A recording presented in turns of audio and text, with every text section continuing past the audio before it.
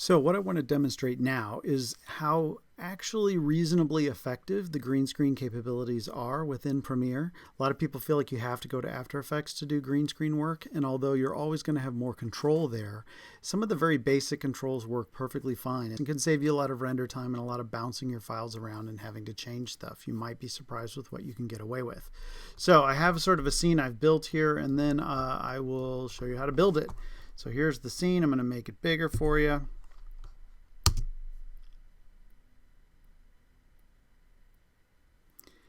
It's about as cheesy as you could possibly hope for, right? But this is often what you end up with in films, early in your career. You never know what you're going to get. All right, so I am going to show you how to do these layers. And what we've basically got going on here, we have a layer of lens flare-y stuff to make it look pretty, a layer of fog to make it look more atmospheric, which is kind of cool. And then we've got the muzzle flashes, boom, boom, which are actually still images that I put in the right place. I've got the terrible green screen of him, which you'll see how bad it is. And then, of course, I have a background. So where do we get this stuff? Well, let's go import it in so we can see it. So we're going to go to Clips first, right, because we want to bring in our footage. So I'm going to do File, Import, and we are going to go into Set 1. Under the section called Green Screen, and we are going to get Bad Green. There's a couple of bad greens here. We're going to do Bad Green. All right, and I'm going to import that in. Now, we also need to get our background plate. Okay, the same file path we were before in Set 1 under Green Screen stuff, but then we're going to go to Avengers Green, and we are going to get not the green screen stuff, but the Avengers Infinity War trailer cloned. That's what we want. So I'm going to hit import. It's going to bring it in and make it into something I can use. All right.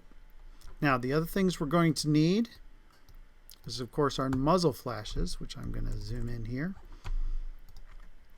We have one single frame of muzzle flash. So we're going to go get those. Those are in actually Set 2. So I'm going to, still in my clips bin, I'm going to go to Import. And then I'm going to double back here into the Classroom Media, go to Set 2, and you'll notice that there is a folder called Muzzle Flashes. And the one we are using is 44 Magnum Smith & Wesson 624 Front 10. I'm going to import it in as well. And of course, if I double click it, you'll see there it is, one single frame of a little bang. And our background doesn't move, it's this still image here. Now we're going to want some other stuff to sort of make our scene, as I showed it to you, have some fog and maybe even some lens flare. So where do we get those? We're still in Set 2, but we are going to go to PB Free Fog Overlays. And we're going to go all the way into the 4K overlays, and the one that I used in my timeline was number 9, atmospheric fog. 9 atmospheric fog under Set 2 PB free fog overlays, 4K overlays, blah blah blah, import, and that should bring in our fog, which is going to look something like this. And last but not least, we need our lens flare.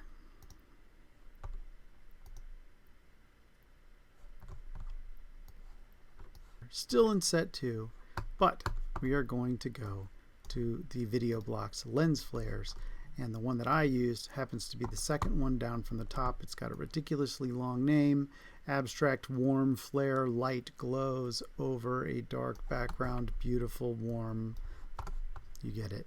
Abstract Warm Flare, second one from the top, should be easy to find if your list is alphabetical. All right, so we have all of our ingredients now. We need to start a sequence, right? So I'm going to go back to my project file. I'm going to go to the sequence bin, and I'm going to double click into it, and I'm going to say File, New, Sequence. I am going to build one from scratch very quickly. Editing mode, we're going to go Custom, frames per second. Let's do 23976, the imperfect 24p. We're going to go 1920 1080. We are doing a square pixel. We don't want any fields. We're doing progressive, so you can see those. And then we are going to switch from iframe only MPEG, go to the QuickTime collection of codecs, which then opens up this to have the thing we want, which is right up here, Apple ProRes 422. And I'll create my scene and I'll call it Bad Green Screen. Just to be cheeky. All right, so it created a timeline for me. I'm going to go back into my bin where all my clips are, right? Because I already have a whole bunch of stuff I got to deal with here. And we're going to start from the background forward. That's pretty good. However, we got letterboxing going on here, and I don't like it. So let's fix it for now. All right, so what I'm going to do is I'm going to click on it. I need to go into the effects controls, which is right up here. And I'm going to click on the effects controls, and I'm going to go to scale. I don't need keyframes set. I want to fix it across the entire clip. So I'm going to scale it up a little bit and get rid of the black bars at the top and bottom. And then if I want to be tricky, I can also slide it left and right and say, oh, do I like this as my background? Do I want a little more of that wreckage in the corner? You know, you get a chance to reframe a little bit. I'm going to leave it about like that. I think that works fine for me. All right, and that's all I have to do. I don't need it to move right now. Maybe someday I will, but right now I don't, so I'm not going to set any keyframes. I just fixed the scaling for that shot. So next, we need our bad green screen. I say, okay, here comes this guy. I certainly don't want him standing there. I want to start where he's already kind of almost moving, and I'll mark an in with the letter I. Go down until after the movement is over. He falls down, and he's out of frame. Cool. Hit O, and he's gone. Now, there is audio on this clip. If I try to bring it all down, I'm going to get sound I probably don't need. So the first time his gun fires and kicks back, the first frame, boom, that it starts to move, and I can use the arrows on my keyboard. He draws, bang, right? He starts to kick back probably about there. If I hit the letter M, it puts a marker there. If I hit M again, it'll actually open the window and I could leave a note for myself or name the marker. I probably don't need to do that in this example. I can change the color, whatever I want. Let's make them red because red is dangerous, right? So there's my first time the gun's supposed to fire. Then he draws back, he fires again, right? Bang. So the moment that kicks back, I'm going to mark another M. Hit M again if I want to change the color because I'm being silly. And then I can go one more time. He fires, bang, bang, right? So the kickback moment would be right here. And I'm going to hit MM. And again, that's only because I wanted to change the color. A single M will do it. You don't have to name them. But what's nice is, watch, I'm going to drag this down here. Ah, look, there are the moments where I want the flashes to go. That will come in handy, won't it? All right, but what do we care about right now? Well, I'd kind of like to get his key worked out, right? We're supposed to be seeing the background behind him. So if I want to make him transparent or get rid of the green, then I need to add an effect called Ultra Key. So I need to go to the effects. Now I have it open here. If I didn't, I could go to the window menu and I could go to effects. Plus there's a keyboard shortcut if you want to be that way. And you can search within these, which is handy because there are massive amounts of things in here that you're going to not want to search through. And when I put it on him, nothing happens. Why? Because I haven't made an adjustment. I haven't told it what I want to remove. I want to remove the green. So I'm going to click on that. I'm going to go to the effects controls so that it's actually looking at this clip. I'm going to go to the controls for Ultra Key, which are right here.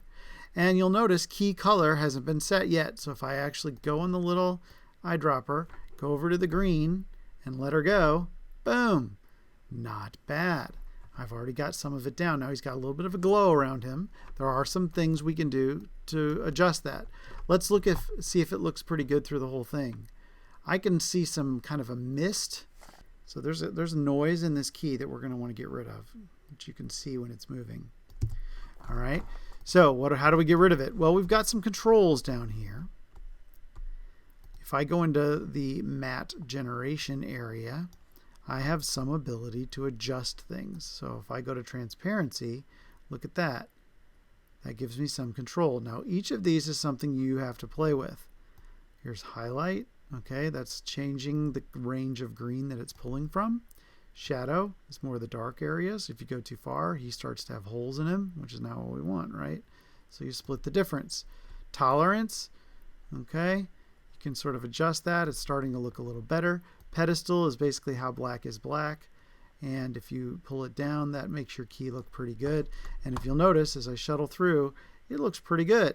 Now, if I still have a little bit of a glow around him, I can go into the matte cleanup area and I can choke back the edge of my key. So this is what it looks like. If I click on it and drag, it will choke around the key. If you can see, his body sort of swells like as I choke it back. So I can get rid of whatever little green glow is left in there. I can get rid of. I can also soften the edges, but that sometimes kind of actually makes it not work great. So you got to play with it. But the point is, there's no set answer for any key. You've got to play with these until it looks pretty good. And I actually think we've got it pretty close to right. If I play it, I almost buy it. Almost, but not quite. Now, the next thing we want to add is the muzzle flashes, right? So let's go back to our clips bin and let's go get our 44 Magnum image that look like this. And I'm going to steal that graphic. Now look what happens. I haven't set an in or an out in it, so it's too big when I just drag it. So I probably don't want to do that. I'm going to mark, nothing happens in this clip because it's a still. I'm going to mark an in and an out, which is a single frame, because I marked in and out at the same time. And if you were to zoom in, you would see it's a single frame width is all we grabbed. And then I grabbed the video, and look, I already know where they go because I marked them. They go where my markers are. Pretty cool. And I can drag these in. Now, whether they should go right before the marker or right after the marker, I'm not 100% sure until I look at it. However, I do have one problem, right? When they flash, the screen goes black. Yikes. Not to mention they're in the wrong place, right? His gun is not there, it's over there. So I have a couple things I'm going to have to fix. And I say, all right, I need to change the nature of this key. What do I mean by that? Well, it's right now, there's nothing transparent about this. We could try to isolate the black and do Ultra Key again, but there's actually an easier way. And that is to go into the effects controls, go into the opacity, and change your blending mode from normal to something else. Now, I kind of know which one might be the right answer, but I want to show you that there's a lot of different ways you can combine two layers, okay? Normal is the default. Dissolve is the second one. In this case, it didn't really change anything. Darken. That's kind of weird. Multiply. That's kind of weird. Color burn. Nope. Linear. Nope.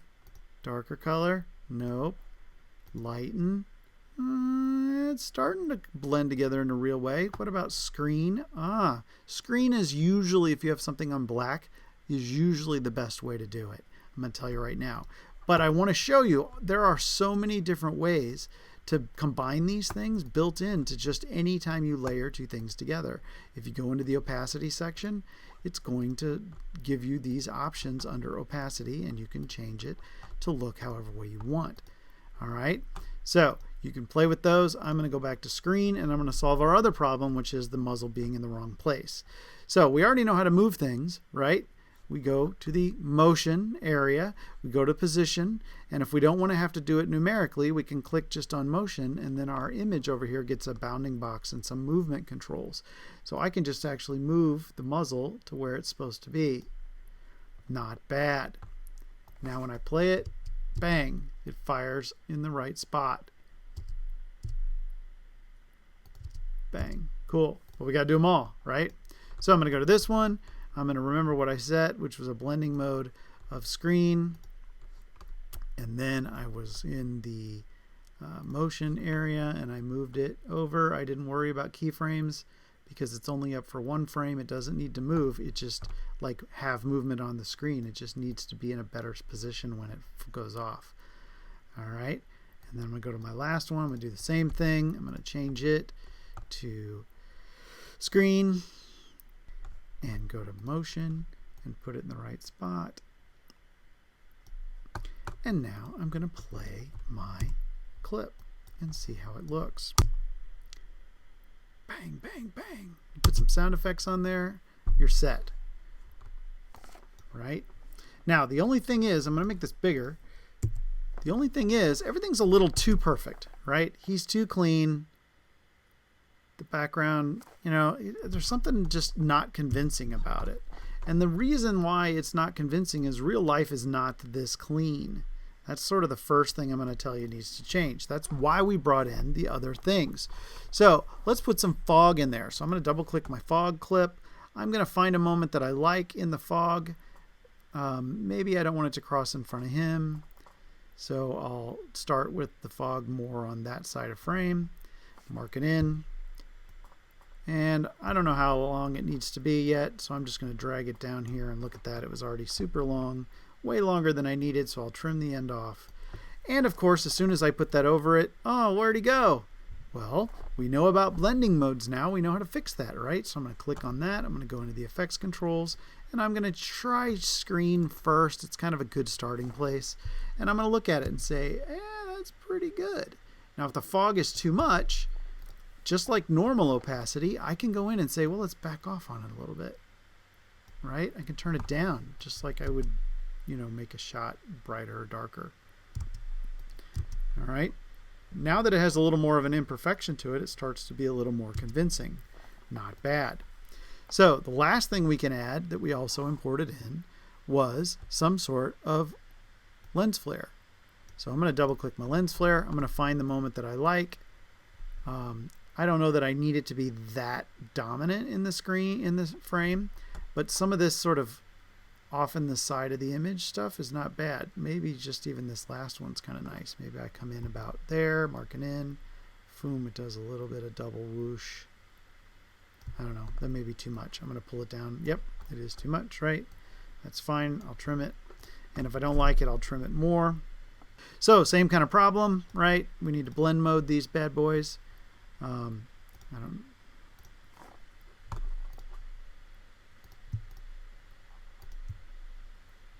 Now with a little more imperfection, it starts to be a little more believable. And that is how you can do green screen in Premiere quickly and effectively. Your Ultra key is the trick. And then have these extra elements that you can layer in to create a composite that's a little more believable.